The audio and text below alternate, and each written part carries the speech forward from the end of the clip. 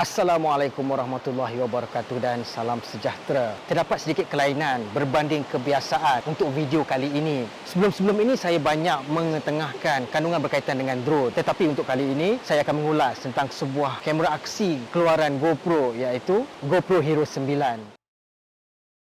Siri kamera aksi GoPro kali ini menampilkan pak pembungkusan yang bersifat mesra alam di mana ia didatangkan dengan kulit cardboard bermotif rekaan grafik contemporary berserta dengan beg yang praktikal bagi menyimpan kamera bersama aksesori yang disertakan. Melihat kepada kualiti beg ini, sesungguhnya ia adalah suatu langkah pemasaran yang memberi manfaat kepada pengguna kerana tidak perlu lagi membeli beg simpanan lain. Beralih kepada kamera itu sendiri, perubahan yang paling nyata adalah skrin menghadap-hadapan yang kini lebih besar dan mampu memperlihatkan rakaman daripada lensa. Tidak seperti siri-siri sebelumnya yang hanya memaparkan rakaman melalui skrin utama di belakang. Kepada anda yang biasa menggunakan kamera aksi GoPro siri-siri sebelum ini, anda pasti perasan saiz fizikalnya yang lebih besar. Perubahan saiz ini sudah semestinya perlu bagi membolehkan ciri-ciri terkini seperti rakaman 5K, membina skrin hadapan yang lebih besar dan memuatkan bateri dengan jangka hayat yang lebih lama. Beberapa bulan lepas ketika saya meneroh ke pasaran kamera aksi, dua kamera yang menyelah yang telah saya pertimbangkan iaitu GoPro Hero 8 dan DJI Osmo Action. Untuk sekian lama, saya sebenarnya amat tertarik dengan tona warna yang mampu dihasilkan oleh kamera GoPro. Namun dua ciri yang telah membuatkan saya akhirnya memilih DJI Osmo Action adalah skrin hadapan yang sangat berguna ketika membuat rakaman vlog dan pelindung lensa yang boleh ditukar ganti. Seperti yang anda dapat lihat, pelindung lensa Osmo Action ini telah retak akibat terjatuh ketika membuat rakaman. Saya boleh menggantikannya dengan mudah jika perlu. Dengan GoPro Hero 8, jika cermin pelindung lensanya pecah, ia tidak boleh diganti dengan mudah. Kini dengan GoPro Hero 9, semua yang saya nyatakan tadi bukan lagi masalah. Sejujurnya saya merasakan yang fungsi rakaman 5K pada GoPro Hero 9 ini tidak akan saya gunakan dengan kerap. Ini adalah disebabkan rakaman 5K akan meningkatkan saiz fail video dan seterusnya memakan lebih masa semasa proses render ketika suntingan.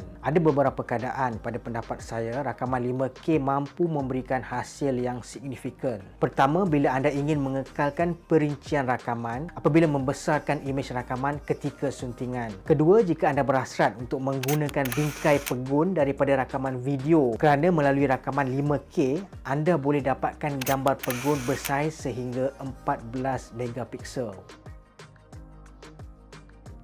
Selain daripada itu, rakaman 4K pada saya sudah cukup untuk hasil yang memuaskan dan melancarkan proses suntingan. GoPro giat memasarkan fungsi Hyper Smooth 3.0 yang ditampilkan dalam GoPro Hero 9 ini. Hyper Smooth adalah fungsi penstabilan digital yang mula diperkenalkan dalam GoPro Hero 7. Antara penambahbaikan yang amat dialu-alukan dalam versi ketiga ini adalah pengenalan horizon leveling. Fungsi ini mampu memberikan kestabilan seakan-akan anda merakam menggunakan gimbal. Rakaman kekal stabil walaupun GoPro Hero 9 ini diolah-alik ke kiri dan ke kanan pada sudut 45 darjah. Time Warp 3.0 pula memperkenalkan fungsi speed ramp di mana kita boleh memperlahankan video hyperlapse di pertengahan rakaman bagi menghasilkan rakaman yang unik dan menjimatkan masa ketika suntingan. Satu fungsi pada GoPro Hero 9 ini yang saya rasa saya akan gunakan dengan kerap adalah fungsi gerak perlahan ataupun slow-mo. Walaupun tiada perubahan signifikan berbanding edisi sebelumnya. Kemampuan merakam pada kelajuan 240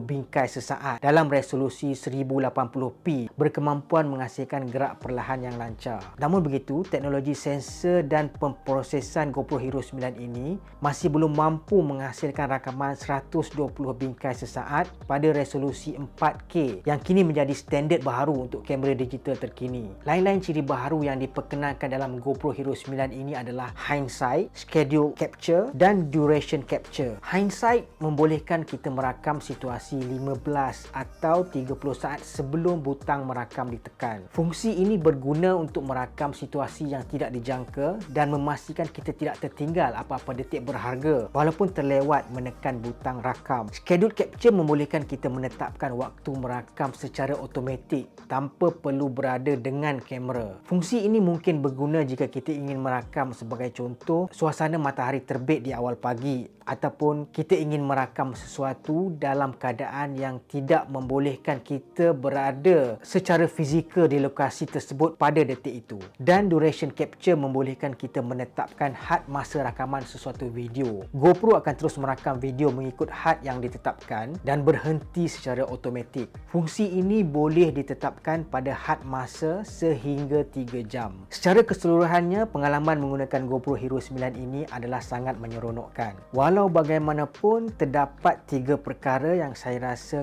kurang berpuas hati. Pertama, skrin sentuh GoPro Hero 9 ini yang kurang responsif. Setelah terbiasa dengan penggunaan skrin sentuh Osmo Action yang memberi tindak balas yang lancar dan tepat, beralih kepada GoPro Hero 9 ini terasa seakan satu langkah terkebelakang. Skrin sentuhnya kadang-kadang tidak responsif dan tidak bertindak balas seperti yang diharapkan. Sesuatu tetapan yang mahu dipilih perlu ditekan berkali-kali dan kadang-kadang memberikan maklum balas berlainan dari apa yang dikehendaki. Ia sedikit mengganggu pengalaman penggunaan kamera aksi ini. Kedua, terdapat isu ketidakstabilan perisian di mana GoPro Hero ini kerap tergantung ketika digunakan. Jika perkara ini berlaku, hanya satu cara yang boleh digunakan untuk menetapkannya semula, iaitu dengan menarik keluar bateri dan memasukkannya kembali. Diharap perkara ini dapat diatasi dengan kemaskini perisian pada masa hadapan. Akhir sekali adalah proses pengaktifkan skrin hadapan yang agak melecehkan. Tidak seperti Osmo Action di mana skrin hadapan boleh diaktifkan hanya dengan menyentuh skrin utama sebanyak 2 kali, tetapi untuk GoPro ini kita perlu mengaktifkannya melalui ruangan menu. Jadi prosesnya ada sedikit lambat. Kita boleh membiarkan skrin hadapan aktif sepanjang masa, namun itu semestinya akan memendekkan hayat bateri. Ini adalah ujian vlog GoPro Hero 9. Imej dibingkaikan melalui skrin pandang hadapan dan suara dirakam melalui sistem audio dalaman. Jadi anda boleh nilai sendiri kualiti audio dalaman dan juga stability yang mampu dihasilkan oleh GoPro Hero 9 ini. Rakaman nampaknya stabil. Sistem Hyper Smooth 3.0 diaktifkan pada tahap boost dan lensa ditetapkan pada pilihan wide. Jadi kita tidak boleh mengaktifkan fungsi horizon leveling kerana ia hanya berada pada pilihan linear. Satu masalah yang saya nampak pada skrin pandang hadapan ini adalah dia punya refresh rate ataupun kadar kemaskininya agak lambat. Rakaman yang kita lihat melalui skrin pandang hadapan ini bukan pada masa sebenar. Adakah GoPro Hero 9 ini adalah kamera aksi yang sesuai untuk anda? Pada harga RM2,099, sememangnya ia bukanlah satu nilai yang murah. Jika anda sentiasa inginkan teknologi yang terkini dan terbaik dan wang bukanlah satu masalah yang besar untuk anda, saya sarankan anda untuk dapatkan GoPro Hero edisi terkini ini. Sebaliknya, jika anda tidak berapa kisah dengan kemampuan penstabilan dan ciri-ciri unik lain yang telah saya ulas dalam GoPro Hero 9 ini, anda boleh dapatkan sama ada DJI Osmo Action atau GoPro Hero 8 yang harganya jauh lebih murah berbanding dengan GoPro Hero 9. Sesungguhnya kedua-dua kamera aksi yang saya nyatakan tadi mempunyai kemampuan rakaman video dan foto yang cukup baik untuk keperluan anda, terutamanya dalam penghasilan kandungan media sosial. Sehingga video ini dibuat naik, saya masih menantikan keberadaan Max Lens Mode di pasaran Malaysia. Max Lens Mode adalah aksesori lensa khusus untuk GoPro Hero 9 di mana ia berkemampuan untuk meluaskan sudut pandang GoPro ini secara signifikan dan mempunyai fungsi horizon lock yang saya sangat teruja untuk melihat hasilnya nanti. Saya pasti akan kongsikan bersama anda. Setakat ini sahaja ulasan saya untuk kali ini. Sehingga video yang akan datang, jaga diri dan jaga keluarga anda kerana perang melawan COVID-19 belum berakhir. Jumpa lagi.